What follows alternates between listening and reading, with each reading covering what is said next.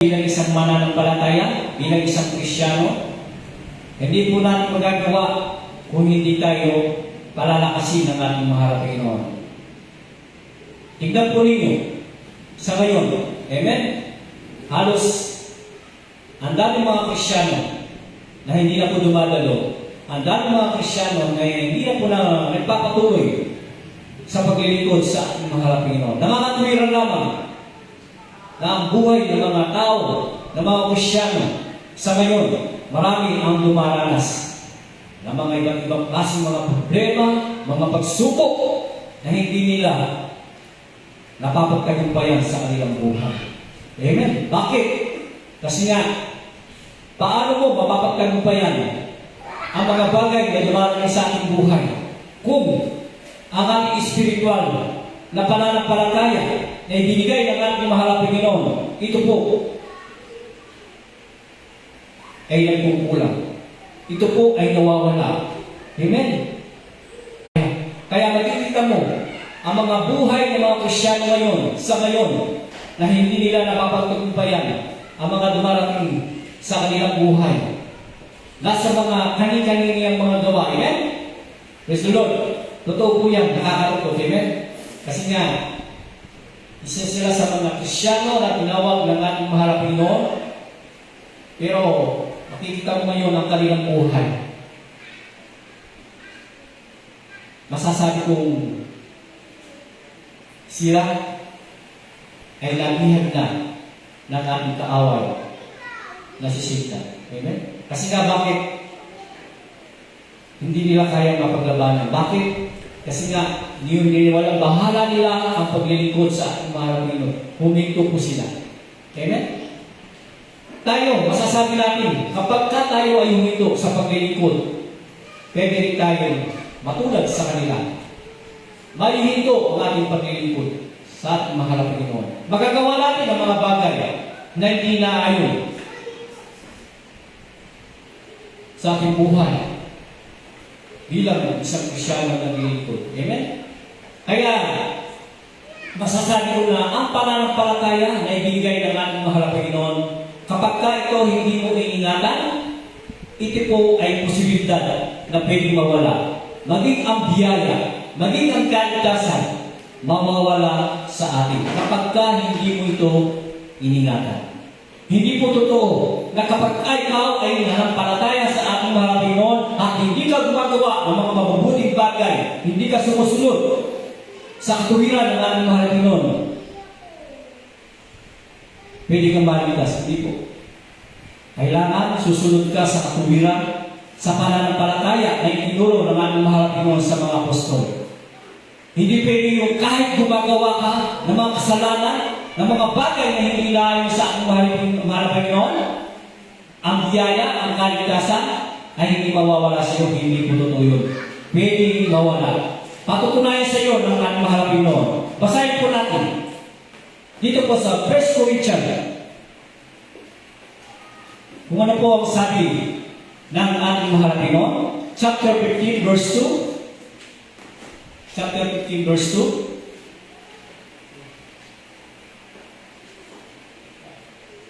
Ito po.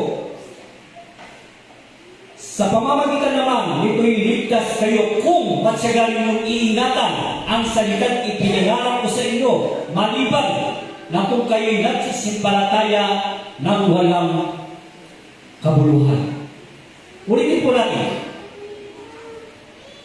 Sa pamamagitan naman nito'y ligtas kayo. Amen. Ligtas kayo. Meron po pasubali. Kung matyagan ninyo, meron po pagtsatsaga. Amen. Ngayon, kung ikaw ay isang Kristiyano na nanampalataya na wala kang tsaga sa paglilingkod sa ating mahal na Panginoon, pwede bang mawala ang pananampalataya? Pwede. Pwede mawala. Kapag ikaw ay nawalang tsaga sa paglilingkod sa ating mahal na Panginoon, ibig sabihin, hihiwalay ka sa pananampalataya. Gagawa ka ng mga bagay na hindi naayon sa ating mahal na Panginoon. Ngayon, ang tanong, paano ngayon ang kaligtasan? Sabi ng ating mahal na Panginoon, kinakailangan Matyagan ninyong iingatan ang salitang ipinangaral sa inyo. Katulad po ng pinangangaral natin, amen? Ito ang salita ng ating mahal na Panginoon. Amen? Mawawala po ang kaligtasan. Mawawala. Kasi nga, maliban na kung kayo'y nagsisimpalataya ng walang kabuluhan. Ibig sabihin, kapatid, dalawang bagay ang pwedeng mangyari sa pananampalataya. Mananampalataya ka na may kabuluhan at mananampalataya ka na walang kabuluhan. Ano yung walang kabuluhan? Ito yung pananampalataya na ngayon, ang tanong, mawawala ba ang kaligtasan? Opo, napakalinaw. Mawawala. Yan ang sinasabi ng ating mahal kapatid ni Apostol Pablo. Amen? Na minsan lamang ibinigay ang pananampalataya. Minsan lamang ibinigay ang pag-asa. Kinakailangan po natin pakaingatan. Di ba, Brother Sunny? Napakarami tao mga kapatid. Napakarami tao sa buong mundo. Hindi lahat ng tao ay pinagkaluban ng biyaya. Pinagkaluban ng pag-asa. Kaya sabi niya, may mga tao na walang pag-asa. Pero dahil salamat sa ating mahal Panginoon. Amen? Kahit dumadanas tayo mga pursuit, mga problema, mga karamdaman, mga kawalan, mga pag-uusip, ang pananampalataya niyan sa tulong ng ating mahal Panginoon, pinaghahawakan po natin. Napakahalaga po. Ang pag-ingatan natin ang ating pananampalataya. Bakit? Kasi kapag nawala ang pananampalataya, kapatid, hirap. Hirap. Katulad po ng ating nakikita sa ating magkakasya ng kasalukuyan. Nasaan ang kanilang pananampalataya? Amen? Kaya, ang sabi nga na ating unang binasa sa Filipos chapter 4. Kaya nagagawa ng ating mahal na kapatid ang mga bagay na ginagawa niya bilang isang ilaw ng ating mahal na Panginoon. Kasi nga bakit? Pinalakas siya ng ating mahal na Panginoon. Amen? Kaya tayo mga kapatid, kung hindi tayo magpapatuloy, kung hindi tayo magtsatsaga, kung hindi tayo aasa sa kalakasan na ibinibigay ng ating mahal na Panginoon, kapatid, sasabihin ko po sa inyo dahil siya, hindi po tayo makakapagpatuloy. Amen? Ang ating mahal na pastor. Amen? Bakit siya pagpapatuloy sa paglilingkuran sa kanya? Ilan mga problema, mga bagyo na dumating sa kanyang buhay. Pero hanggang ngayon, sa tulong ng Diyos, kasama natin siya. Bakit? Kapatid, ang Diyos, alam niya ang ating puso. Kung iniingatan mo ang iyong pananampalataya. Kung nilalaban mo ang iyong pananampalataya. Kapatid, tutulungan ka ng ating mahal. Pero kapag hindi mo iningatan ang pananampalataya ng kapatid, katulad po na sinabi ng 52 ng Kuritsan, ang pananampalataya natin, mawawala ito ng kabuluhan. Bakit? Kasi nga, hindi ka nagagawa sa... Amen. Kasi nga, ang pananampalataya na ibigay ng ating mahal Panginoon, ito po ay kanilang iniingatan. Ginagawa nila. Amen. Tayo lahat na narito nagpapatuloy. Ginagawa natin ang ating pananampalataya. Kasi nga ito ay ating ipinangako sa ating mahal na Panginoon nang tayo po ay mabautismuhan sa kanyang banal na pangalan. Amen? Na kahit ano mangyari, susunod tayo. Maglilingkod tayo sa ating mahal na Panginoon. Di ba? Bawal natin yan? Na tayo ay sumuko nang binautismuhan tayo sa pangalan ng ating mahal na Panginoon. Di ba? Bawal natin yan? Kasi nga, pinapanalangin tayo na mga lingkod ng Diyos, tayo sumusunod. Amen. Ibig sabihin, agree tayo. Kaya ang panalangin nila, ina-agree natin. Kaya kahit anong mga pagsubok na dumating sa ating buhay, pag-uusipan niyan, magpapatuloy ka sa paglingkod sa ating mahal na Panginoon. Amen. Kapatid, ito po ang mga kalangkot sa mga Krisyano ngayon. Amen. Kasi nga, paano nila mapapaglabanan ang mga bagay na dumarating sa kanilang buhay. Sa ating buhay bilang isang Krisyano. Amen? May hamon sa atin. Ang mga problema, ang mga pagsubok, ang mga pag-uusig, ang kahirapan. Hamon sa ating buhay yan. Kaya kapag ikaw ay nagpadala dyan, kapatid, kapag hindi mo iningatan ang iyong pananampalataya, kapatid, pwede itong mawala. Katulad po ng nakikita natin ngayon, kasama po yan, sa ating mga ibang kapatid. Nakakalap po. Totoo po yan. Kaya, ang ating mga kapatid, katulad po ni Brother Fred, Brother Pope, alam po ninyo, totoo.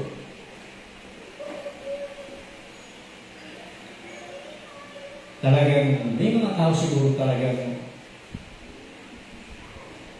hanggang doon lang ang kanilang kaya na ibigay ng pananampalataya. Pero dapat kapag ikaw ay yan sa mga kapatid natin na inalalahanan, na ating mga kapatid, nakakalungkot. Ini-ignore nila ang mga lingkod ng ating mga kapatid. Ini-ignore nila. Akala nila wala itong pagbuhay. Kapatid, anong sabi ng ating mahal na Panginoon? Kapag hindi mo pinakinggan ang lingkod ng Diyos, ang Diyos na hindi mo pinakinggan. Amen.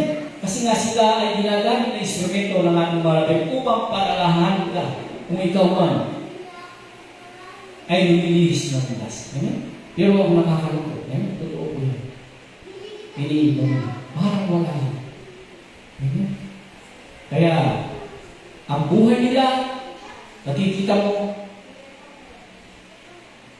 masasabi natin, dahil siya ang salita, walang pagbabago. Ganun pa rin ang mission. Ala, sugal, sigarilyo. Kapatid, yan ang pananampalatayang walang kabuluhan. Yan yung lamang na tayo ay nagkaroon ng pananampalataya. Dapat matulog tayo.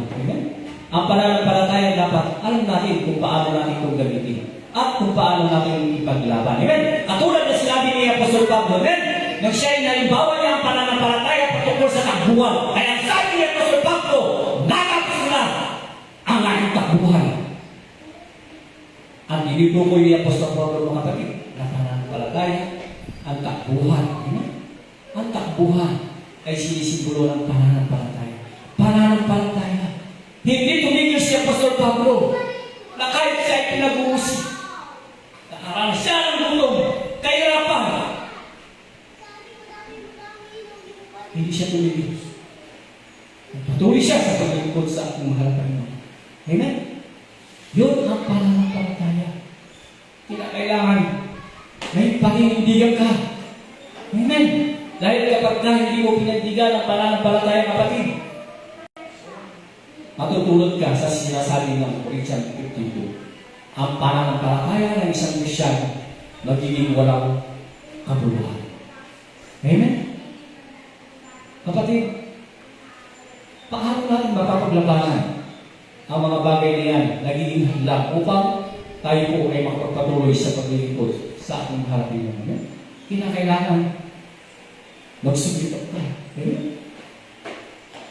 Magtiis ka. Kung ikaw ay dumadanas ng mga problema, mga pagsubok, pwede mo ang pananaw ni Satan. Amen? Iba ang kanyang tinuturo. Amen? Ang tinuturo ng ating kaaway, lumayo ka sa mga kapatid mo sa pananampalataya. Wala kang makukuha dyan, tignan mo sila. Yan ang tinuturo. Buti pa dito. Pumunta ka dito, nagkasiyahan dito. Dito ka. Hindi ka sumama. Magsaya ka. Saya na walang kabuluhan. Amen? Yan ang pagdadaya ni Satan. Amen? Kaya imbis na sana na sila ay magsumamo sa ating mahal na Panginoon, humingi ng tulong sa ating mahal na Panginoon, iba ang ilalagawa. Iba ang ilagawa. Amen? Alam po ninyo, kapag napighati ang Holy Spirit, ang sabi nga ni Ephesians chapter 4, verse 2, kapag napighati ang Holy Spirit,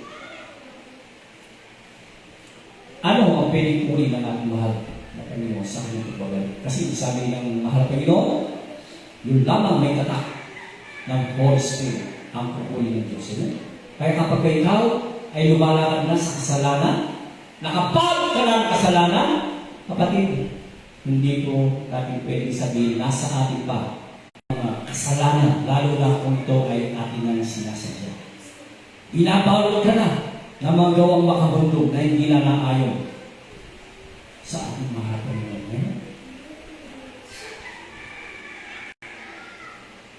Kapag nawala ang presensya, ang Holy Spirit, sino ngayon ang pwedeng manahan sa isang Christian? Siyempre, dadrive ka na, bisita. Amen? Sasabihin sa'yo, itong gawin mo, magpakasaya ka, kalimutan mo yung pagkakasya mo. Totoo yan, dadayahin ka, bisita. Hanggang sa meron ka ng sariling pananaw. Wala ba siya? Ayaw mo nang masabihan ng mga kapatid mo sa pananampalataya. Kasi nga, kikitid ang iyong alam. Lalakad ka sa iyong sariling kaunawahan. Ayaw mo silang makasama. Totoo yan. Kapag wala na ang presensya ng Diyos sa isang Kristiyan. Ang gusto mo makasama, yung mga tao na lumalakad sa mga bagay na hindi na ayon sa ating mahal. Hindi ko masasabing napakalakas kami po.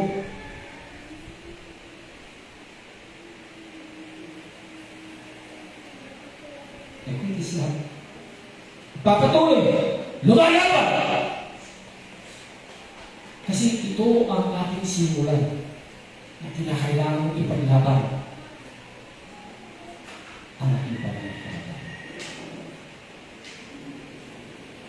Sayang kung ilang taon ka nag-ipon sa ating mahal na pagkatapos sa isang bagay na pwedeng masira ang iyong pagkakristyano, pwedeng masira ang iyong pananampalataya. Sayang.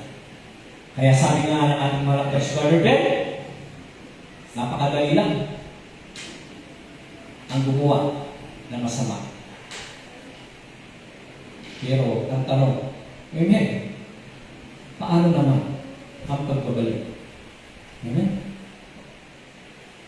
Mahirap kapag ikaw ay gumawa ng mga kasalanan na hindi naayon sa ating mahal na Panginoon. Mahirap kung halimbawa, kinuha na ng Diyos ang presensya niya sa iyo. Amen? Na kahit anong gawin mo, hindi mo na mararamdaman ang presensya ng Diyos. Yun ang napakahirap. Amen?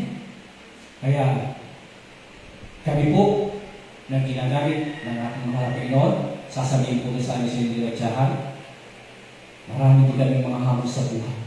Katulad po. Amen? Ako po, sasabihin po ng diretsahan, kung hindi ko pinaglalaban ang pananampalataya, kung hindi ko ininganan ang pananampalataya, pati baka wala na ako. Wala na ako. Kung buhay man ako, baka hindi na ako nagpapatuloy. Totoo yan. Pero dahil binigyan ako ng pag-unawa ng ating mahal na Panginoon at kinakailangan, ingat para na natin sinigat ang ating mahal na Panginoon. Amen? Kaya sabi ng ating mahal na Panginoon, ang mga tao na gumagawa ng mga bagay na hindi naayon sa kanya, lalo na kapag ikaw ay isang Kristyano na, tapos gumagawa ka para ng mga bagay kasalanan, kasi bago yung umanang papaw kay Diyos. Tapi, akala ko, amen? Sakit. Kung pasibay tayo, papaw kay Diyos, hindi yung Yesu Cristo. Kasi nga, gawa na lang, may gano'n. Amen? Tapos, pasibay yung tayo ng tao kay Diyos. Spiritual. Kapag ka ang isang mananampalataya na hindi mo iningatan ng pananampalataya, hindi ka nagpatuloy sa paglilingkod sa ating mahal na Panginoon at gumawa ka ng mga bagay na kasalanan na hindi na naayon sa katuwiran ng ating mahal na Panginoon, yun po muli mong ipinapako ang ating mga Panginoon sa Diyos. Amen? Kaya kapatid, katulad po na sinasabi ng mga lingkod ng Diyos, amen? Encourage niyo po na kahit dumadanas tayo ng mga problema, mga pagsubok, pag-uusik, kawalan, ipaglaban po natin ang ating pananampalataya. Pwede ba natin palakpakan ng ating mahal na Panginoon?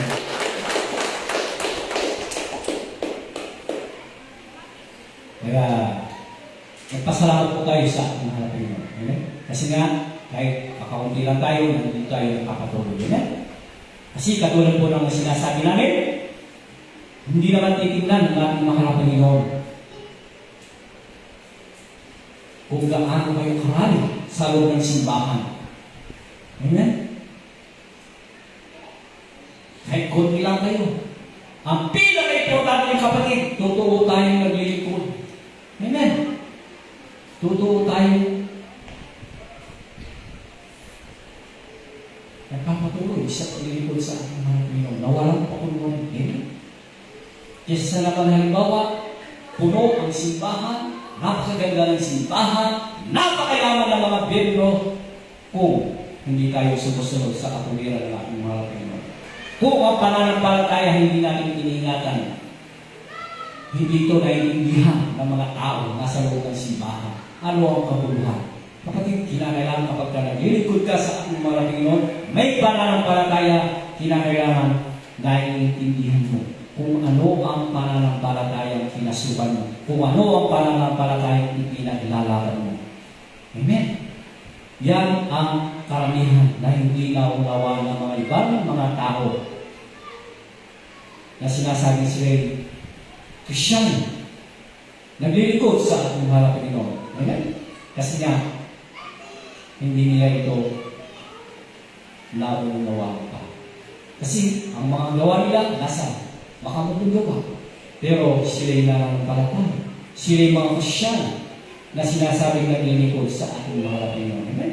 Kapatid, magpasalamat tayo sa ating mahal na Panginoon. Kasi kakaiba ang itinuro ng ating mahal na Panginoon na inaunawa niya ng isang Kristiyano, ang isang mananampalataya sa harapan ng ating Panginoon sa ating mahal na Panginoon. Ikaw ay isang Kristiyano na tinawag ng aming mahal na Panginoon. Kinakailangan lumalabag ka sa kasalanan.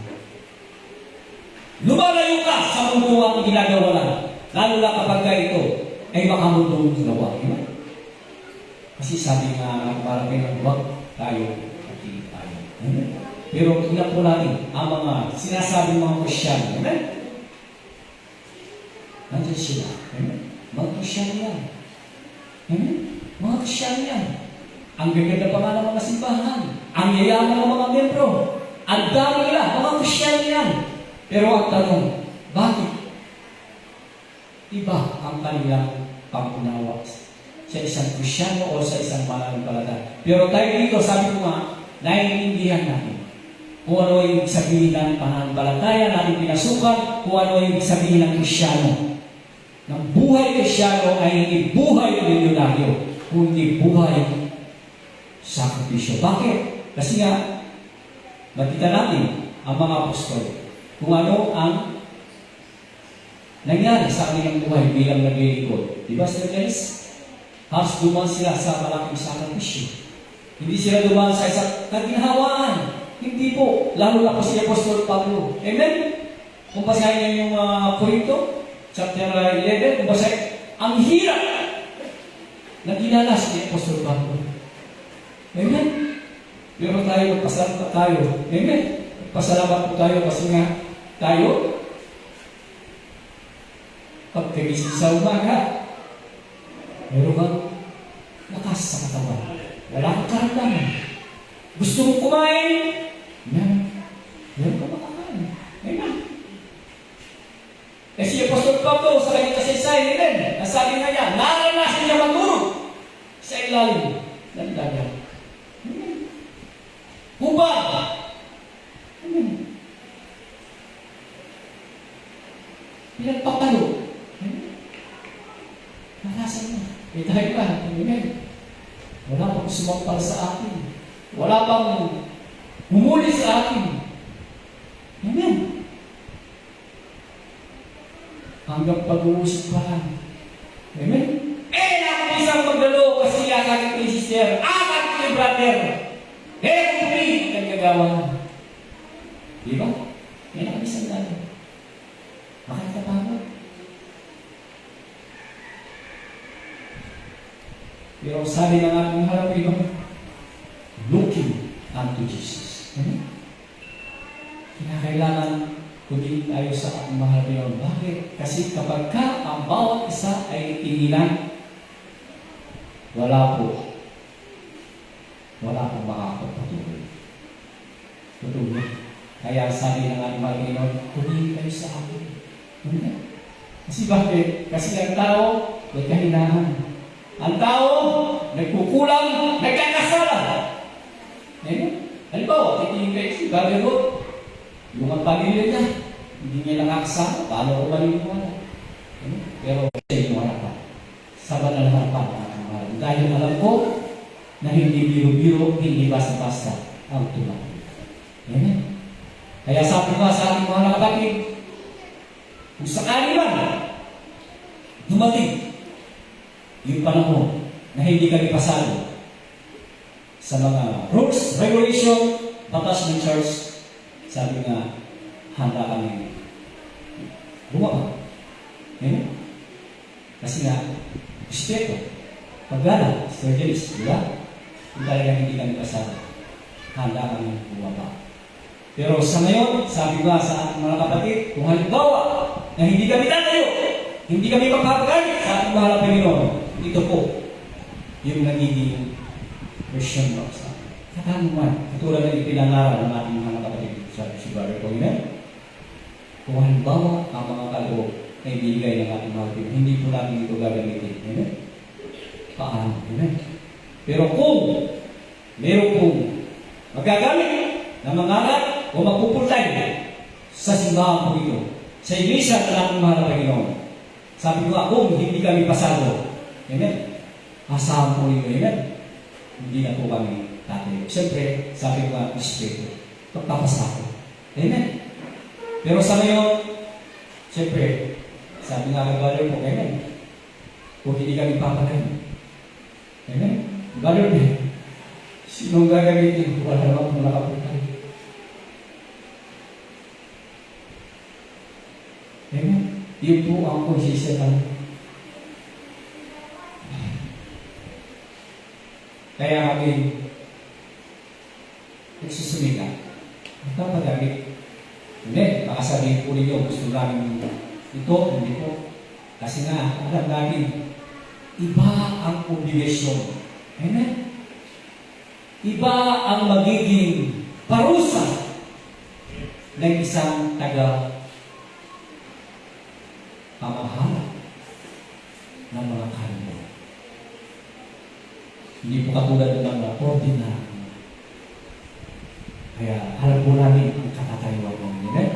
Pero sa ngayon, salamat sa ating mahal Panginoon sa inyo pong pagpanawa. Amen?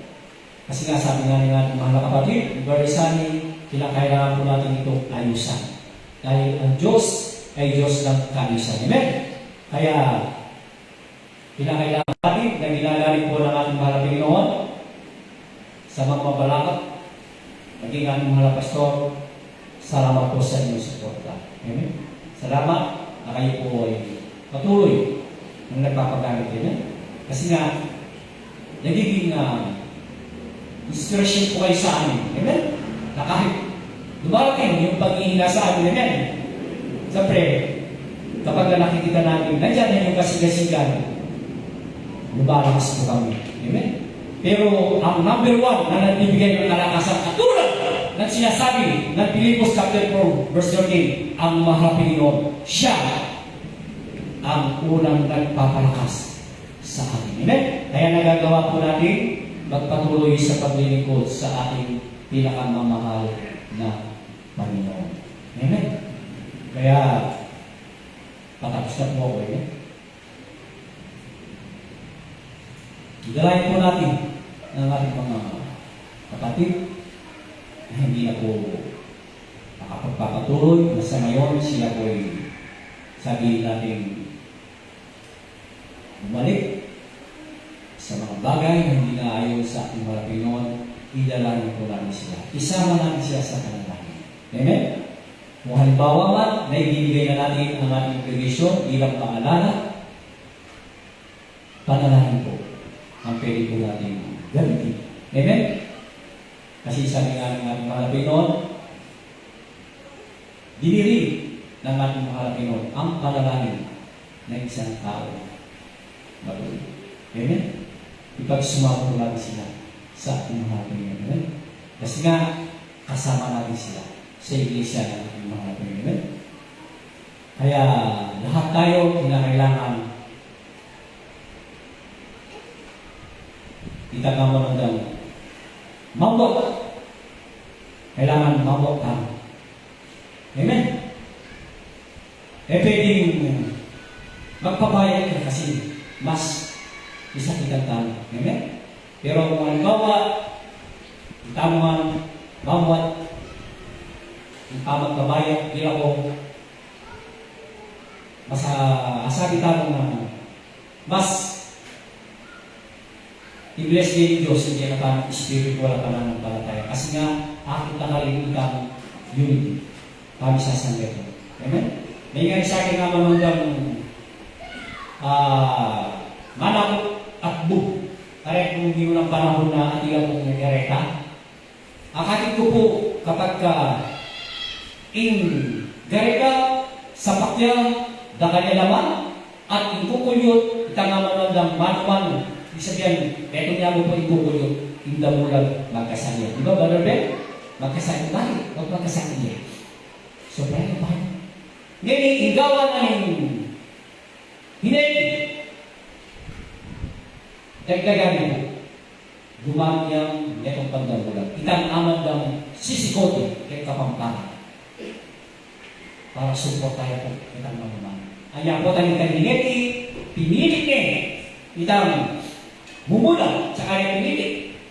Itang mano-mano sa gaya po kukulit din. Naging mayaya po. Yung karera po. Amen? So, kaya mo magsagyan, nung halimbawa, itamo po bilang itakapatad kayo para ng palagaya. Sa semento tamo po, kayo palagaman po, bubok tamo, yung kapatad, nakakakay. Ang ngayon kasalukuyan sa ibupin. Amen? Pwede tala po may lalahanan at pwede tala po iyali yung panalangin. Baka itay lang halusakan kasi kayo ng Diyos. Baka tila po nakapagpatuloy lang ulit. Kaya kanila po pananampalataya. Kasi bakit? Sayang. Amen? Sayang. Sayang kung pananampalataya po. Panakawan niya ng Amen? Kaya po malunin Diyos. Kaya kinakailangan, palipura po, hindi ka pamagaral, ingatan tayo po, hindi ka tao po, pananampalataya. Amen? Hindi ka lang po pananampalataya.